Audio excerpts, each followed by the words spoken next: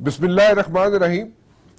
First line of defence जो होती है जी, डिप्लोमेसी जो है उसको एग्जॉस्ट किया जाएगा। वजीर आजम साहब कह रहे हैं कि जी हम पहले फर्स्ट लाइन ऑफ डिफेंस को एग्जॉस्ट करेंगे as far as Kashmir is concern, और फर्स्ट लाइन ऑफ डिफेंस को हम जब एग्जॉस्ट कर लेंगे, और बड़े सीरियसली वजीर आजम साहब कह रहे हैं जनाब हम इसको एग्जॉस्ट करेंगे और अपना जो मुद्दा है उसको इंटरनेशनल कम्युनिटी तक पहुंचाएंगे। This is for the first time कि हम देखें अगर तो वेस्टर्न मीडिया जो है वहां पे हमें स्पेस मिल रही है। हमारा जो मुद्दा है वो वेस्टर्न मीडिया बाय कर रहा है, और बाय इसलिए कर रहा है जी कि उसको समझ आ रही है कि कश्मीर में जो कुछ हुआ उस पे ज्यादती की इंडिया ने, आई वुड से ज्यादती का लफ्ज तो मैं खैर गलत यूज कर गया, लेकिन बहुत ज्यादती की कश्मीरियों के साथ उन्होंने। और जो सेकुलरिज्म इंडिया था और जो बहुत बड़ी डेमोक्रेसी थी पूरी दुनिया की, वो कहाँ गई?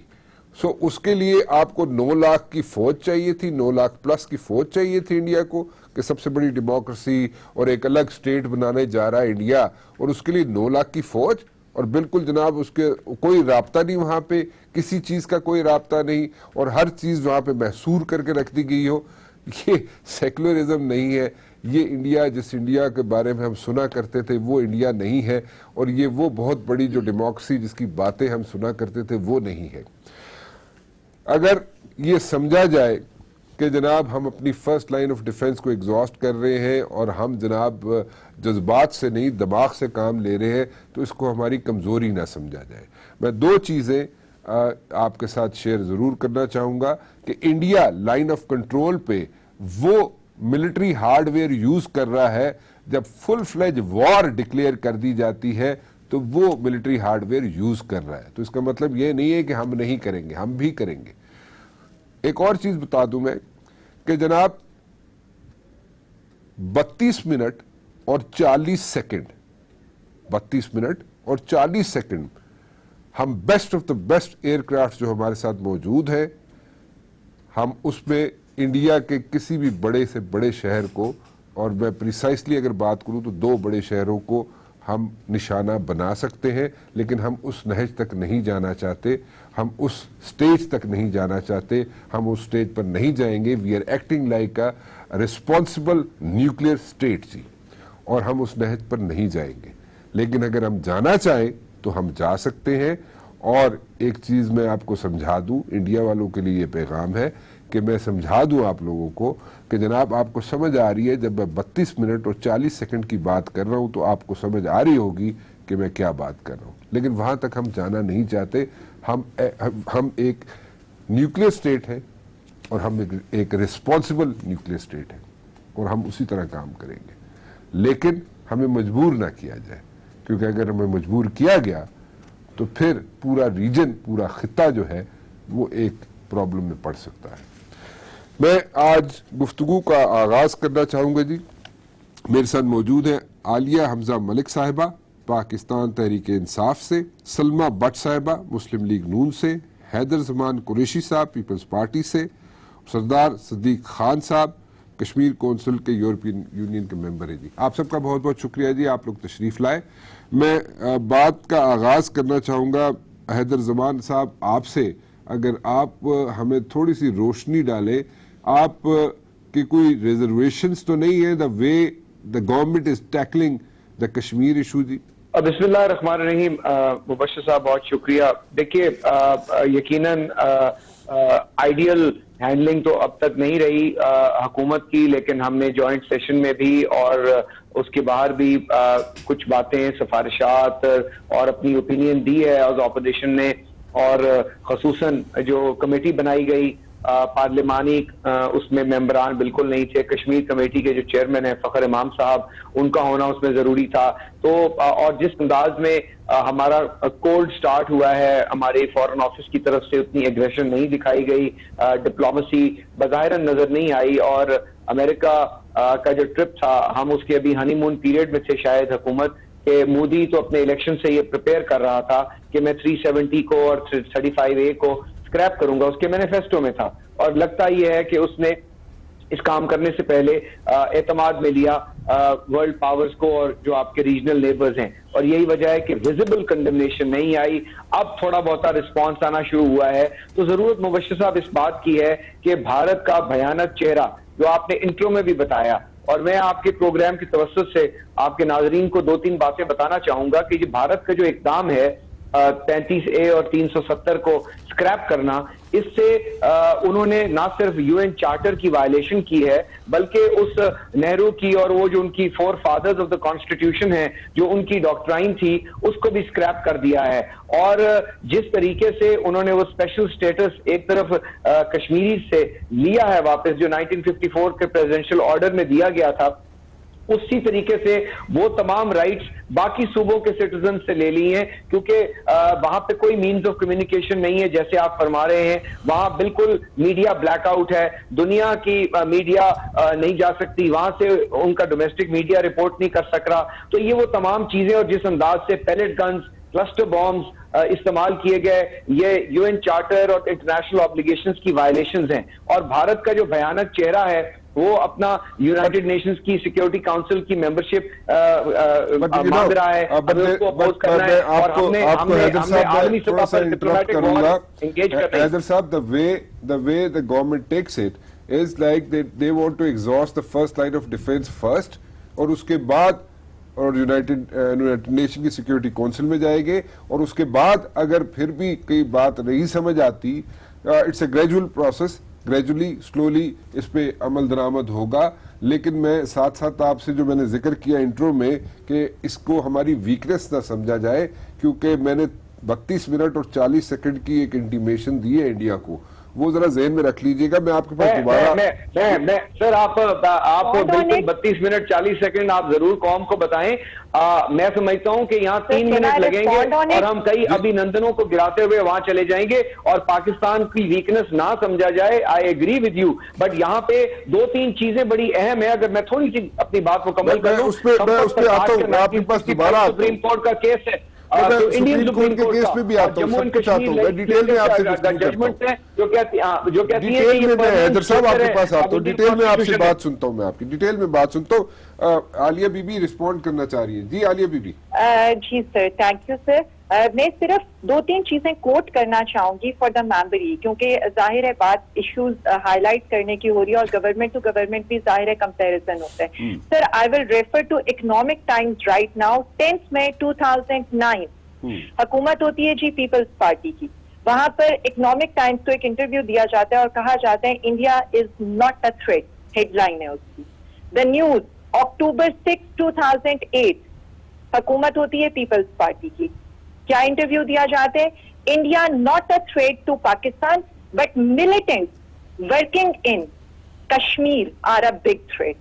تو یہ تو اسٹینڈ رہا ہے پچھلی حکومت کا جن کو یہ ریپرزینٹ کر رہے ہیں. ایک اور چیز بتا دوں, جب راجیو گاندھی صاحب یہاں پر آئے جاتے ہیں تو کشمیر ہاؤس کے آگے سے کشمیر ہاؤس کا بورڈ ہٹا دیا جاتا ہے. اب آ جائے ہم نے کیا کیا.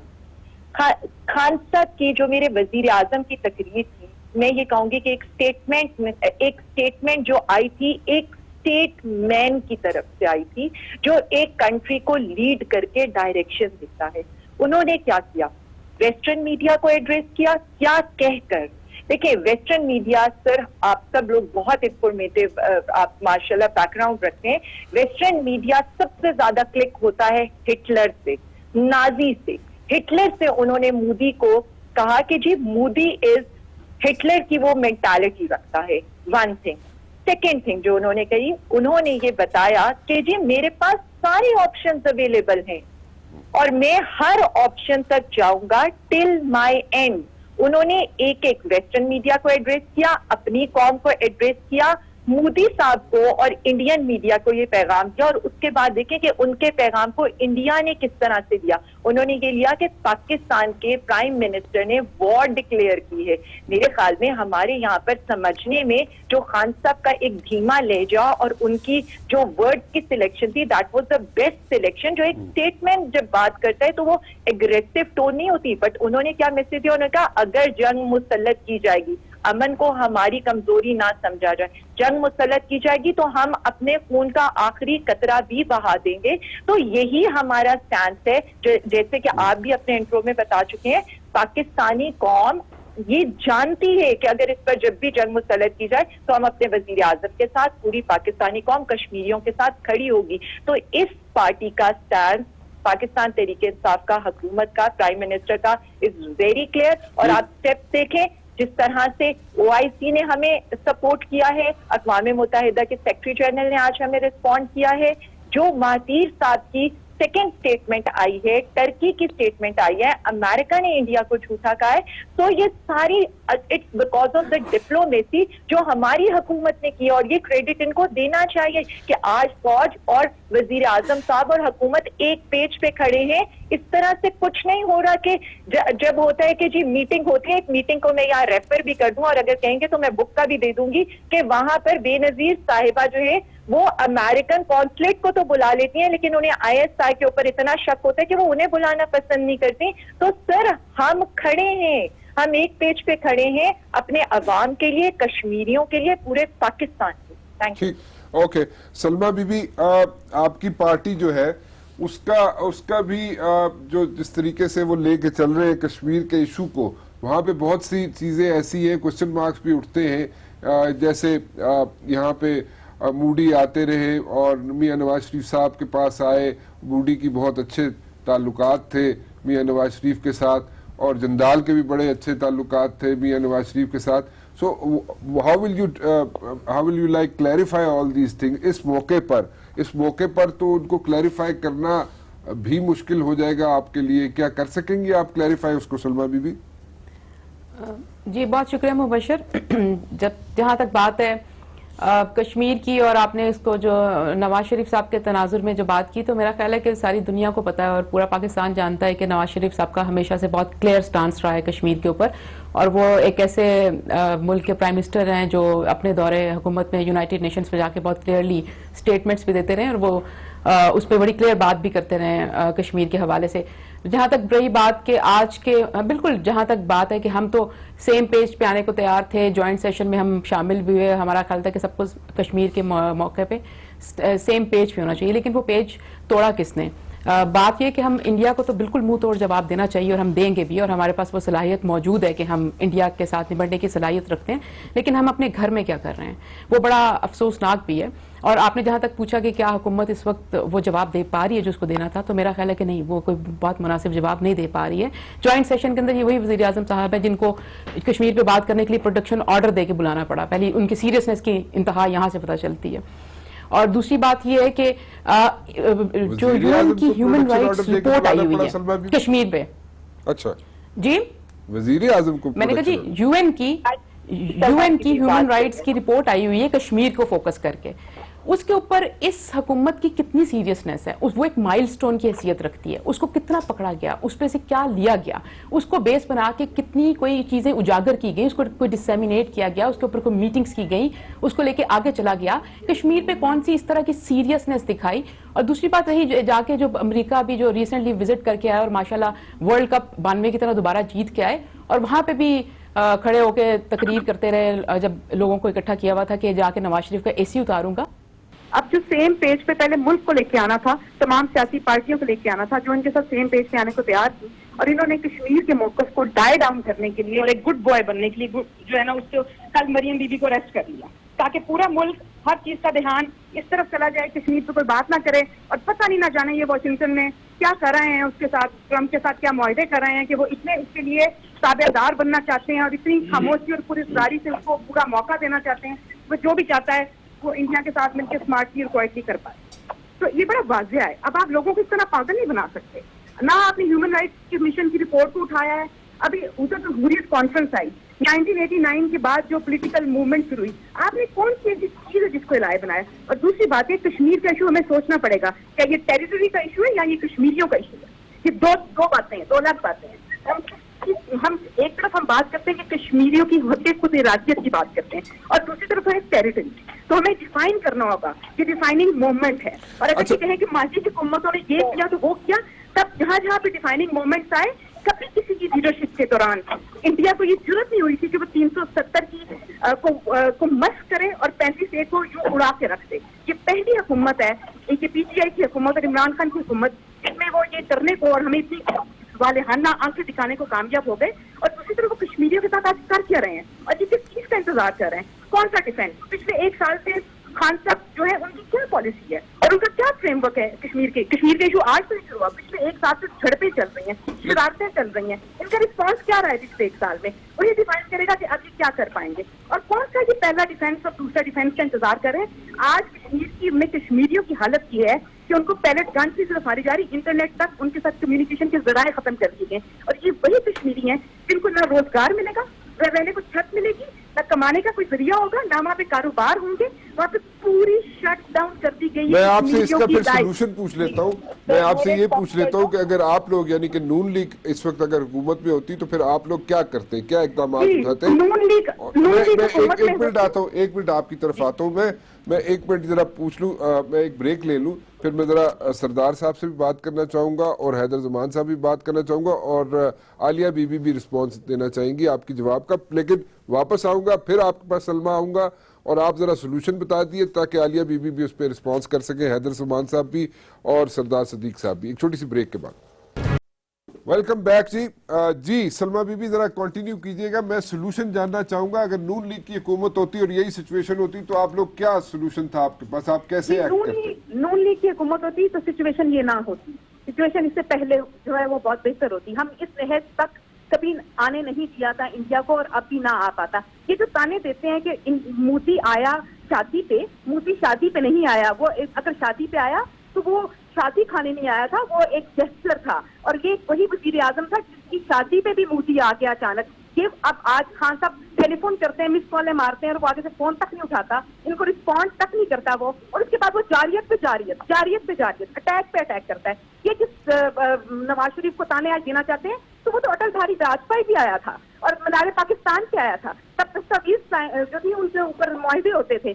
आज नवाज शरीफ की हर वो पॉलिसी जो वो कश्मीर पे देना चाहते थे कि यहाँ पे ट्रेड लाई जाए, यहाँ पे कारोबार लाई जाए, यहाँ पे दो बायलैटरल रिलेशनशिप को डिवाइस किया जाए, तो आज सूरत हाल ये ना होती, हमारा को भाव होता, हमारा कुछ भार होता, हमने नवाज शरीफ की पॉलिसीज को अपनाया होता। आज वही बातें हम आज उस मोड़ पे आ गए हैं कि वो बातें हम लेबल चेंज करके अपने बस नाम बदल के वही सब कुछ करना चाहते हैं जो नवाज शरीफ कहता रहे, और इसकी वजह से आज वो कोटलखपत जेल में बैठे हुए हैं।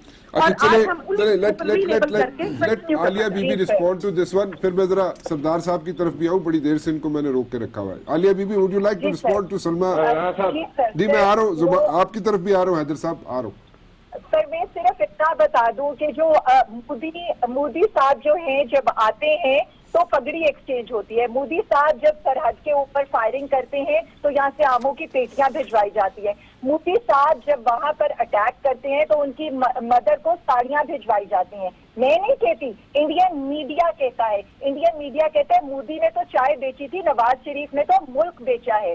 और होता क्या है, आईसीजे में नवाज शरीफ साहब की स्टेटमेंट हमारे मुल्क के अगेंस्ट यूज होती है और वहां पर क्या कहकर हमारा लॉयर ये कहता है कि इस बंदे को तो हम झूठा क्लियर कर चुके हैं। तो मैं ये बता दूं, कारगिल को कौन ये कहता है कि कारगिल एक मिस एडवेंचर था? कौन जो है 300 इनके इंडियन एजेंट्स को जो है अपनी शुगर मिल्स में रखता है? किस पर राहुल गांधी सवाल करता है मोदी से वहां पर असेंबली में खड़े होकर कि तुमने तो नवाज शरीफ पर इन्वेस्टमेंट की थी। तो ये सारी इन्वेस्टमेंट है जिसका खमियाजा कश्मीरी कौम भी भुगत रही है, पाकिस्तानी कौम भी भुगत रही है। मुझे तो ये समझ नहीं आती कि कश्मीर कौम की बात कैसे कर सकते हैं। 5 साल इन्होंने मौलाना फजलुर रहमान को कश्मीर कमेटी का सरबराह बनाए रखा, आज तक उनकी आवाज तक नहीं आई। वो बात ठीक है जी, मैं ठीक है आलिया बीबी, मैं इसको मौलाना फजलुर रहमान साहब की तरफ भी चलता हूँ और सलमा भी मेरे ख्याल में इस पे रिस्पॉन्स देना चाहेंगी। मैं आ रहा हूँ आपकी तरफ, वापस आ रहा हूँ। मैं सरदार साहब बड़ी देर से खामोश है, मैं इनसे भी जरा पूछ लूँ, ये यूरोपियन यूनियन से आए हैं, मैं इनसे भी जरा बात करूँ। सरदार साहब, इस कश्मीर इशू को यूरोपियन यूनियन में कैसे देखा जा रहा है और जो जिस तरीके से यहाँ पे जो स्ट्रेटजी इवॉल्व की है गवर्नमेंट ने, are you people satisfied with that और या you have some other things on your mind? देखिए जी, एक तो बात यह है कि मेरे जो साथी बैठे हुए हैं मेरे पैनल में, एक तो बात है कि पाकिस्तान को हम अपना वकील समझते हैं एज ए कश्मीरी, تو جب ہمارے وکلائی آپس میں لڑ رہے ہوں اور آپس میں ایک دوسرے پہ اختلاف کر رہے ہیں اور ایک دوسرے کو وہ وغیردار ثابت کرنے بلیم گیم جاری ہے، تو پھر ہمارا وکیل ہمارا مقدمہ کیا لڑے گا؟ یہ ایک ہمارا المیہ ہے پوری سوسائٹی کا. پاکستانی اور ہم جب اوورسیز میں ہوتے ہیں تو پاکستانی اور کشمیری سائڈ بائی سائڈ کھڑے ہوتے ہیں کشمیر کاز کے لیے، چاہے وہ پارلیمنٹ ہو، کمیشن ہو، جہاں پہ بھی ہو. تو ہم لوگ یہ سمجھتے ہیں کہ جو پاکستان اگر دفاعی طور پہ مضبوط ہے، اکنامیکل اگر پاکستان مضبوط ہوتا ہے تو وہ کشمیریوں کی کامیابی ہوگی، کیونکہ اگر مضبوط وکیل ہوگا تو آپ کا مقدمہ لڑے گا. ہماری جو حکومت، جو موجودہ حکومت ہے اور ہماری جو پاک فوج ہے، اب ماضی میں یہ ہوتا تھا کہ ہمیشہ ہماری لڑائی یہ رہتی تھی کہ حکومت اور فوج کبھی ایک پیج پہ نظر نہیں آتے تھے، تو وہ بھی لمحہ فکریہ ہوتا تھا. فرسٹ ٹائم کہ ایک پیج پہ ہیں اور جو ڈیسیژن ہوتے ہیں، میں سمجھتا ہوں کہ حکومت نے اپنی ذمہ داری پوری کی ہے. اب ماضی میں کیا ہوتا رہا ہے وہ بھی ایک میں اس پولیٹیکل اس میں نہیں جانا چاہتے، لیکن میں ان لوگوں سے یہ گزارش کروں گا کہ ابھی یہ جو ہمارا یہ پروگرام چل رہا ہے، اس میں موضوع گفتگو نواز شریف یا ماضی کی کرپشن نہیں ہونی چاہیے، کشمیر ہونا چاہیے. کشمیر کے لوگ آپ یہ دیکھیں کہ ابھی آپ لوگ انتظار کریں، میں آپ کے اس موقف سے بالکل ایگری ہوں کہ اب وہ لمحہ نہیں ہے کہ آپ انتظار کریں کہ کشمیریوں کا پھر قتل عام ہو اور آپ لوگ ڈیسیژن کریں. یہ وہ مومنٹ نہیں ہے. آپ دیکھیں کشمیری ابھی بھی مر رہے ہیں. آپ دیکھیں کہ کشمیریوں نے کوئی اس مومنٹ کے لیے کوئی تیاری نہیں کی ہوئی تھی. کیا ہونا چاہیے، کیا کرنا چاہیے؟ میرے خیال میں پاکستان جیسے وزیر اعظم کہتے ہیں کہ جناب میں جنگ کا اعلان کر دوں. میں تو کہتا ہوں کہ ابھی آپ کے پاس کیا آپشن ہے؟ آپ اقوام متحدہ میں جائیں گے، کیا ہوگا؟ آپ انٹرنیشنل کورٹ آف جسٹس میں ہیگ میں چلے جائیں، کیا ہوگا آپ کے لیے؟ آپ کو ڈیسیژن اگر آپ کے کشمیریوں کا قتل عام ہونے جا رہا ہے اور سٹل ہو رہا ہے، میں کہتا ہوں بھوک پیاس سے بھی تو لوگ مر رہے ہیں نا. ہاسپٹل لوگ نہیں پہنچ رہے کرفیو کی وجہ سے، اسکول نہیں جا رہے، بہت سارے سیریس ایشو ہیں. آپ کے پاس ذخائر نہیں ہے خوراک کے کہ آپ کو پتا تھا کہ مودی صاحب یہاں پہ آ کے یہ کام کرنے والے ہیں کشمیریوں کے ساتھ. تو پاکستان کا موقف واضح اور سٹرونگ ہونا چاہیے. اگر ہمارے کشمیریوں کا قتل عام اگر اب پھر دوبارہ ہوگا تو پھر ہمیں انتظار نہیں کرنا چاہیے. ہمیں جو بھی آپشن ہے، جو ہمارے وزیر اعظم نے، میں اس چیز کو اپریشیٹ کرتا ہوں کہ ہماری پارلیمنٹ کا سیشن ہو جہاں پہ متفقہ طور پہ، ٹھیک ہے جمہوری سسٹم میں نوک جھوک لگی رہتی ہے، اختلافات رہتے ہیں، یہی جمہوریت کا حسن ہے. So you want an ultimate step to be taken. میں کہتا ہوں کہ جی اس دفعہ کوئی فیصلہ ہونا چاہیے، ہم کشمیریوں کو مزید مرنے کے لیے نہ چھوڑا جائے، ان کشمیریوں کو جو کشمیر کے اندر رہتے ہیں. You think کہ یہ جو ڈپلومیسی آپ چینل کریں، اختیار کریں، ڈپلومیسی بھی کریں، لیکن موقف آپ کا کوئی سخت ہونا چاہیے. میں کہتا ہوں کہ پاکستان کو کشمیریوں کے لیے، کشمیریوں کی آزادی کے لیے اور کشمیریوں کی جان و مال کے لیے، And what strong step that could be? میں کہتا ہوں کوئی بھی اگر آپشن ہے تو آپ اس آپشن پہ جائیں. سچ ایز اگر آپ مجھے یہ بتائیں کہ اگر جنگ، آپ کہتے ہیں کہ جی جنگ نہیں ہونی چاہیے، تو پھر کشمیریوں کو مرنے دیں، انتظار کریں 1 لاکھ کشمیری اور شہید ہو جائے، تو اس کے بعد پھر آپ جو یہ باری جو ہے نا آج کشمیریوں کی. بریک لے لوں، پھر میں ذرا سردار صاحب سے بھی بات کرنا چاہوں گا اور حیدر زمان صاحب بھی بات کرنا چاہوں گا چھوٹی سی بریک کے بعد. ویلکم بیک جی. حیدر صاحب، ڈو یو ایگری ود سردار صاحب جی کہ ایک الٹیمیٹ سٹیپ لینے کی ضرورت ہے؟ جو پی ٹی آئی کی ترجمان ہیں انہوں نے غداری کے سرٹیفکیٹ بانٹنے شروع کر دیے یا وفاداری کے، which is very bad in test.